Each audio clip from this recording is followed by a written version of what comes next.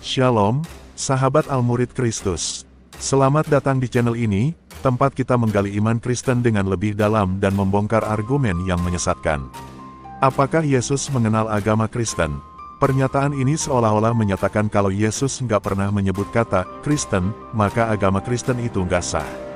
Tapi, benarkah demikian? Atau ini cuma permainan logika yang menyesatkan? Nah, kali ini kita akan melihat bagaimana Sofiatul Al-Hayat, apologet Kristen yang tajam dan mendalam, membongkar kesalahan berpikir dari klaim ini. Dan saya akan menambahkan beberapa poin penting supaya kita makin solid dalam memahami iman kita. Jadi, pastikan kalian tonton sampai akhir, karena kita akan bedah logika di balik argumen ini dan melihat apa yang sebenarnya dikatakan oleh Yesus. Sebelum kita mulai, jangan lupa untuk like video ini, bagikan ke teman-teman kalian, dan tentu saja subscribe channel Al-Murid Kristus supaya kalian nggak ketinggalan konten-konten apologetika yang menguatkan iman kita.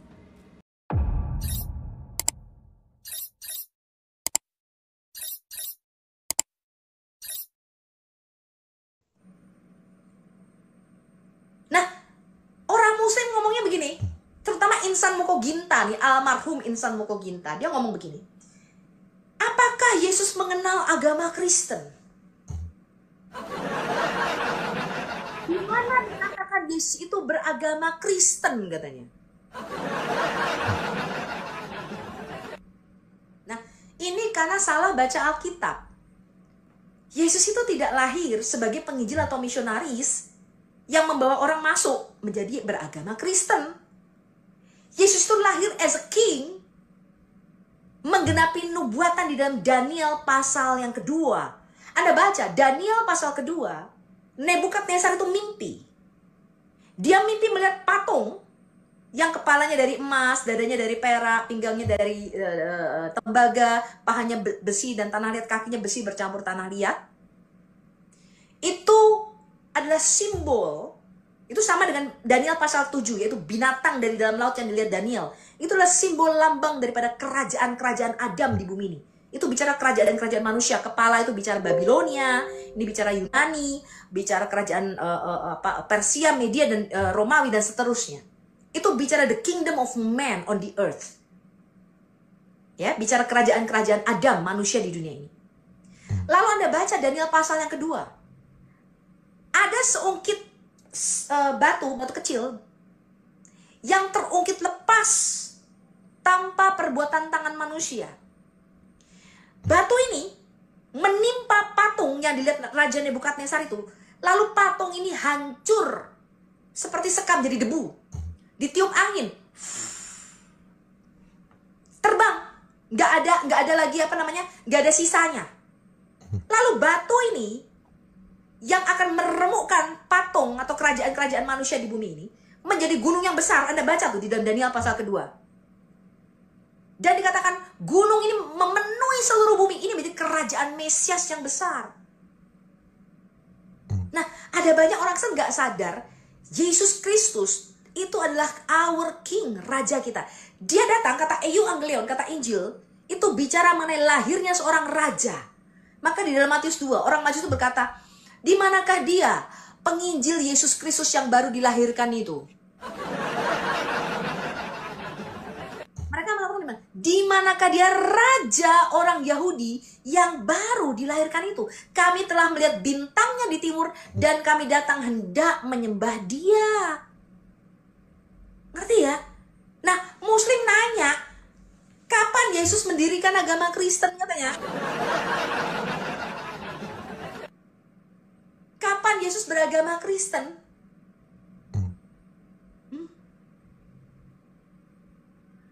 Ngerti ya teman-teman? Ini cara baca Alkitab yang keliru karena Anda Anda tuh nggak ngerti, nggak belajar arkeologi, nggak belajar sejarah, Anda nggak belajar background budaya Timur Dekat Purba. Nah, begitu juga dengan orang Kristen, ketika mereka menjelaskan Alkitab, mereka menafsirkan Alkitab, mereka tuh tarik dari doktrin yang diajarkan. Karena saya kasih tahu Anda, sekolah-sekolah tinggi teologi ya, STT, terutama kalau Anda masih S1 ataupun S2, itu mereka tuh nggak terlalu banyak mengajarkan arkeologi dan hubungannya Timur Dekat Purba dengan penulisan Alkitab kita itu nggak terlalu banyak dikupas. Anda hanya akan mendapatkan ini kalau Anda sekolah di Harvard University di Amerika, S3 doktoral. Nanti ya, kalau masih S1, S2 itu bicara tergantung dia STT-nya di mana. Maka sekolah-sekolah tinggi teologi ya, itu hanya mengajarkan denominasi doktrin-doktrin yang memang dimasukkan oleh para pendiri sekolahnya ke dalam pemahaman Alkitab kita. Tapi Alkitab tidaklah ditulis pada zaman gereja, saya kasih tahu Anda. Musa dan para nabi itu tidak menulis untuk gereja Mormon, untuk saksi Yehova, untuk orang Oneness. They don't even talk about the Trinity. Ya, konsep Trinitas itu ada di dalam Alkitab kita, tapi mereka tidak eksplisit bicara mengenai hal itu. Karena Musa dan para nabi itu menentang satu ideologi yang sekarang ini di dalam dunia modern kita menyebutnya sebagai politeisme. Itu yang ditentang Musa dan para nabi. Jadi Musa dan para nabi, ya, itu dia punya background, Timur Dekat Purba punya background sejarah. Ada ideologi yang mereka tentang namanya politeisme. Ketika Musa dan para nabi menulis Alkitab, mereka itu menentang paham yang menyembah banyak Allah. Pada waktu itu bangsa-bangsa di sekeliling Israel itu percaya kepada Allah-Allah yang berbeda-beda. Maka Musa berkata, no, Elohim itu one sumbernya, satu, echad. Nah, sekarang ini kita nanti mau belajar apa itu arti kata Allah, apa arti kata Tuhan di dalam Alkitab kita. Ada banyak orang itu nggak paham Allah, Tuhan itu Allah di blender jadi satu di otaknya. Ya. Oke, sebelum itu di STT nggak diajarin teman-teman, apalagi budaya Timur Dekat Purba, Enuma Elish, Epic Gilgamesh kayak gitu-gitu nggak diajarin. Apa itu Trinitas, ya, kodrat dua natur Yesus, itu yang diajarkan sekolah-sekolah tinggi teologi. Itu adalah bagaimana hermeneutika, bagaimana cara berkhotbah yang baik, itu yang diajarkan sekolah STT. Tapi apa hubungan penulisan Alkitab kita? Saya nggak mau ke sana. Saya menarik Alkitab ini langsung kayak cari jeruk itu saya peres langsung. Ya, baru setelah saya membaca ini budaya Timur Dekat Purba, baru saya mudeng kenapa Musa menulis penciptaan itu 7 hari. Baru saya ngerti, baru sekarang ini saya ngerti. Ya. Ya, itu tadi adalah salah satu atau beberapa yang bisa saya ajarkan kepada teman-teman bagaimana cara membaca Alkitab. Unlock the Bible artinya saya kasih ada kuncinya bagaimana Anda membaca Alkitab kita dengan cara pandang Musa. Jadi apa yang dipikirkan Musa pada waktu itu Anda ngerti. Yang dimaksud Musa itu apa? Gitu, ya. Tapi sebelumnya kita lihat dulu. Coba kita lihat satu ini, Muslim apa Kristen nih ya. Yubi, kamu buka kamera kalau naik.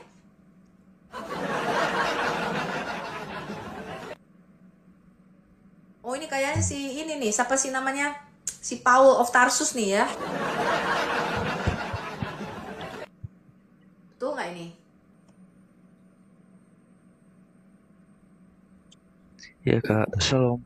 Ya, shalom, shalom. Wah, puji Tuhan dapat pengajaran dari Kakak. Ya, kamu dengerin dibahas dulu ya. Nanti kita tanya sama yang Muslim dulu ya. Ya Kak, Oke. nanti aku mau, boleh nggak Kak nanya satu pertanyaan nanti? Apa tuh? Sekarang aja deh. Oh, sekarang, oke. Di Yohanes Kak, Ya, Yohanes berapa? di Yohanes pasal ke-10. Yohanes 10 ayat 34.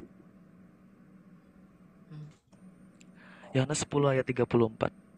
Kata Yesus kepada mereka, "Tidakkah ada tertulis dalam kitab Taurat kamu, aku telah berfirman, kamu adalah Allah." Nah, setelah itu aku pelajarin ya Kak. Nah, aku kebingungan Kak, gimana ya ini? Nubuatan di Yohanes 10 ayat 34 itu tertulis di kitab Taurat Musa di ayat mana Kak? Bukan di Taurat Musa, tapi di dalam Mazmur 8. Nah, itu dia Kak. Yang aku dapat di Mazmur 82, akan tetapi di situ kan dikatakan Kata Yesus kepada mereka, tidakkah ada tertulis dalam kitab Taurat? Nah, itu bahasa aslinya gimana? Apa gimana Kak Taurat penjelasannya? itu, monos itu maksudnya adalah kitab hukum-hukum, termasuk di dalamnya kitab Mazmur dan kitab para nabi. Jadi Taurat itu secara umum bukan hanya Taurat Musa. Jadi kalau dalam Alkitab kita dibilang nomos atau hukum-hukum itu bukan hanya tertulis dalam Taurat Musa, tapi dalam seluruh, ini yang di kanon Yesus nih. Yesus kan mengatakan, haruslah digenapi semua yang tertulis tentang aku, mulai dari kitab Taurat Musa, kitab para nabi, dan kitab Mazmur, betul? Betul Kak. Dalam Lukas 24, ketika dia bangkit dan orang mati. Nah, kitab-kitab perjanjian lama inilah yang disebut sebagai kitab-kitab hukum dan perintah-perintah dan pengajaran-pengajaran. Ya, jadi yang dimaksud di sini ada di dalam Mazmur 82, di situ dikatakan kamu adalah Allah, itu maksudnya adalah anak-anak Allah yang dimaksud ya di dalam Mazmur 82 itu. Nah, cuman itu pengajaran yang lebih agak dalam lagi di dalam yang kita sebut sebagai sidang ilahi Allah di surga. Ya, jadi kerajaan.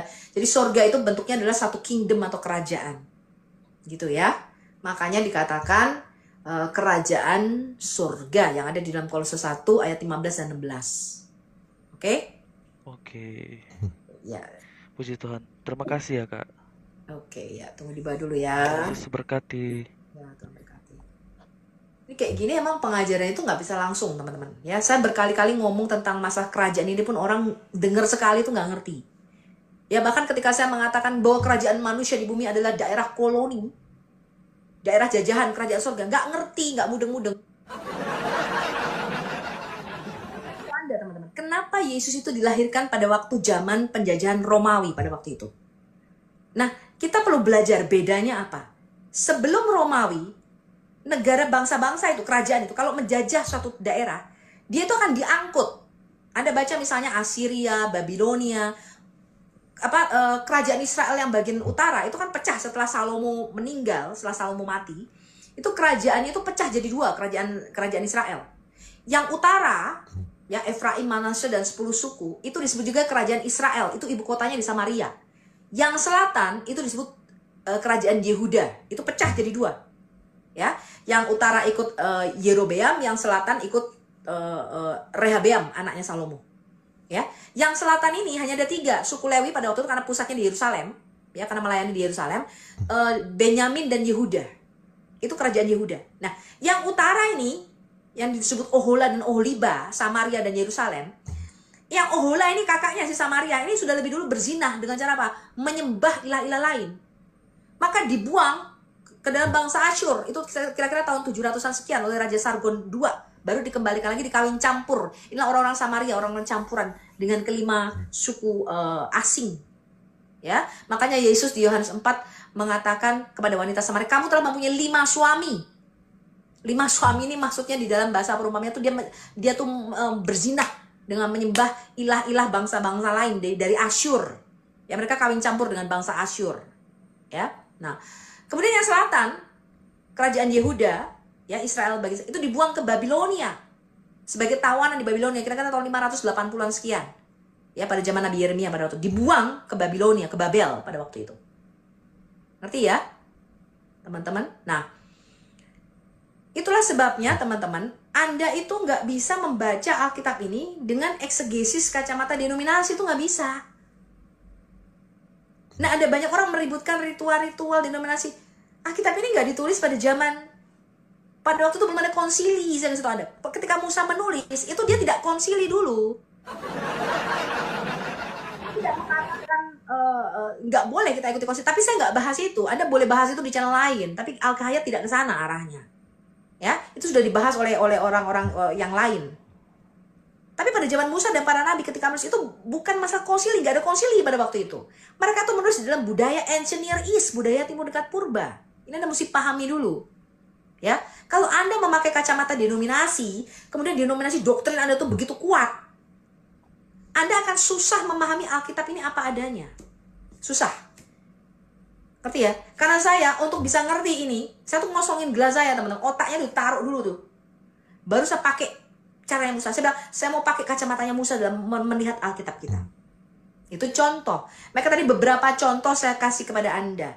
Ternyata Musa dan para nabi itu hidup dalam budaya yang kita sebut sebagai Ancient Near East atau budaya Timur Dekat Purba. Ini ngerti ya? Itu banyak banget, bukan cuma itu contoh doang itu. Yang saya sebutkan tadi contoh, ya.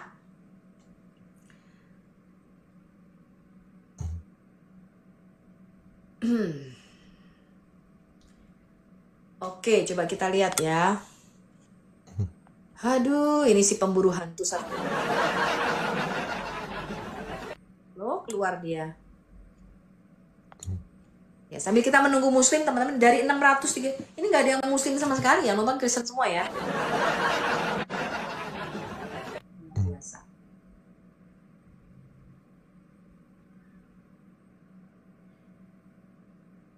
Nah, oke, saya mulai dari yang dasar dulu sebelum kita masuk kepada kingdom atau kerajaan. Sebelum kita bicara about the kingdom. Ya, tadi saya mau bicara bahwa ada banyak orang nggak ngerti bahwa daerah bumi, kerajaan Adam di bumi, itu bukan daerah jajahan, koloni daripada kerajaan surga. Itu nggak ngerti mereka. Sistemnya namanya Commonwealth. Ya. Nah, ketika Romawi datang pada zaman Yesus, kenapa Yesus itu lahir harus pada zaman penjajahan Romawi?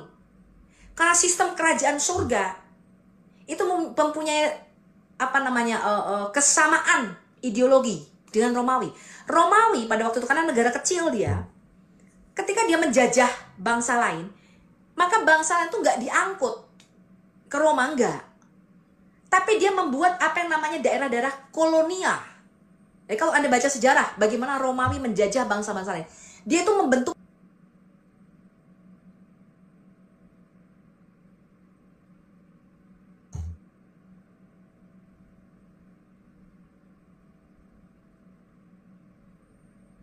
surga. Maka dikatakan pergi, bukannya kumpul. Mandat Yesus kepada para rasul sudah pergi, bikin daerah-daerah koloni, bikin kantong-kantong koloni-koloni kerajaan surga. Maka dia menyebutnya sebagai eklesia. Nah, Anda perlu tahu di daerah koloni-koloni ini mempunyai eklesia. Eklesia itu bukan bahasa agamawi yang dipakai oleh Yesus. Itu bahasa politik, itu bahasa kerajaan. Eklesia adalah orang-orang yang dipilih secara khusus untuk memberikan satu keputusan, menentukan daerah itu. Itu eklesia, itu gereja. Seharusnya tempat di mana ada kantong-kantong koloni kerajaan sorga itu, ya, itu harus ada eklesia di situ yang menjadi garam dan menjadi terang bagi daerah-daerah sekelilingnya. Nah, ini nggak dipahami teman-teman, karena Anda lepas dari konteks. Ketika Anda bicara kita tuh Anda lepas dari konteks. Anda nggak ngerti itu. Ini cuma salah satu contoh aja nih. Makanya di dalam Alkitab kita, kata Injil, inilah euangelion, itu bukan kata-kata yang antah berantah, diinspirasikan, diwahyukan Roh Kudus dari misalnya seperti dalam Quran, Alif, Lam, Ro, Yasin, apalagi. Kata-kata yang dikenal, enggak. Injil itu sudah dikenal pada waktu itu sebagai lahirnya seorang raja dan datangnya suatu pemerintahan atau kerajaan baru. Itu Injil. Maka Roh Kudus memberikan wahyu, menginspirasikan para penulis Alkitab menggunakan terminologi istilah Injil ketika Yesus itu lahir. Karena dia lahir sebagai seorang raja yang membawa satu kerajaan baru itu datang di bumi ini. Saya mengatakan berkali-kali, sebelum Adam jatuh ke dalam dosa, maka kerajaan manusia di bumi ini itu berada di bawah otoritas kerajaan sorga. Adam itu melepaskan, kalau Anda baca Kejadian pasal ketiga, LAI itu memberikan judul The Fallen of Man atau kejatuhan manusia, betul? Kalau saya enggak, saya memberikan judul Adam itu memproklamasikan kemerdekaan kerajaan manusia di bumi ini. Dia lepaskan dari otoritas kerajaan sorga dan dia menyerahkan kerajaan Adam di bumi ini kepada satu otoritas lain. Alkitab menyebutnya sebagai the kingdom of darkness, kerajaan kegelapan atau kerajaan kematian. Yang penguasanya adalah penguasa kerajaan angkasa atau iblis di dalam Alkitab kita. Sehingga sejak saat Kejadian pasal ketiga, sejak saat Adam, seluruh umat manusia itu berada di bawah satu kerajaan lain. Namanya kerajaan kematian. Maka Anda baca di dalam Kolose pasal yang pertama, kita lihat. Ayat yang ke-11 sampai dengan 13, Kolose pasal yang pertama, dikatakan begini. Ayat yang ke-11, dan dikuatkan dengan segala kekuatan oleh kuasa kemuliaannya, untuk menanggung segala sesuatunya dengan tekun dan sabar, dan mengucap syukur dengan sukacita kepada Bapa yang melayakkan kamu mendapat bagian dalam apa yang ditentukan untuk orang-orang kudus di dalam kerajaan terang. Yesus, kata Rasul Paulus dalam Kolose 1 ayat yang ke-13, Yesus telah melepaskan kita dari kuasa kegelapan. Kita ini tadinya dicengkram di bawah satu kerajaan kegelapan, dan memindahkan kita ke dalam kerajaan terang, kerajaan anaknya yang kekasih. Dan di dalam dia kita memiliki penebusan kita, yaitu pengampunan dosa. Jadi Yesus mengatakan barang siapa berbuat dosa, dia menjadi budak dosa. Status kita yang hamba, yang budak, ini dibeli, ditebus. Baru status kita tuh diganti menjadi anak-anak Allah. Dari budak menjadi anak.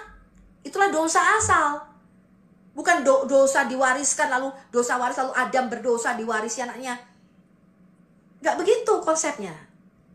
Karena Adam yang pertama, dia imam besar kita, inilah asal muasal dosa. Makanya disebut kitab Genesis. Genesis itu artinya asal muasal segala sesuatu. Originnya. Dari mana dosa itu masuk ke dalam dunia.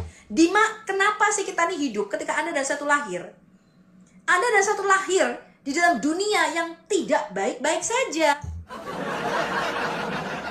Dan saya itu sudah dilahirkan di dalam dunia yang sudah berada di bawah pengaruh kuasa kegelapan kerajaan angkasa ini. Karena itu ketika Anda berapologet, Anda itu bukan melawan 1-2 pribadi, enggak. Bukan individu. Anda itu melawan kekuatan di balik mereka yang menggerakkan orang-orang API. Itu adalah suatu kuasa yang kita sebut the kingdom of darkness, kerajaan kegelapan. Dan itu nggak bisa. Itulah yang disebut mereka itu membangun tembok-tembok yang menentang pengenalan akan Allah yang benar. Ini kerajaan bentuknya, Bapak Ibu. Yang kita lawan tuh iblis dan seluruh antek-anteknya kerajaan. Karena itu Anda itu nggak bisa berdiri sendiri. Saya apologet mandiri, Bu Sofi.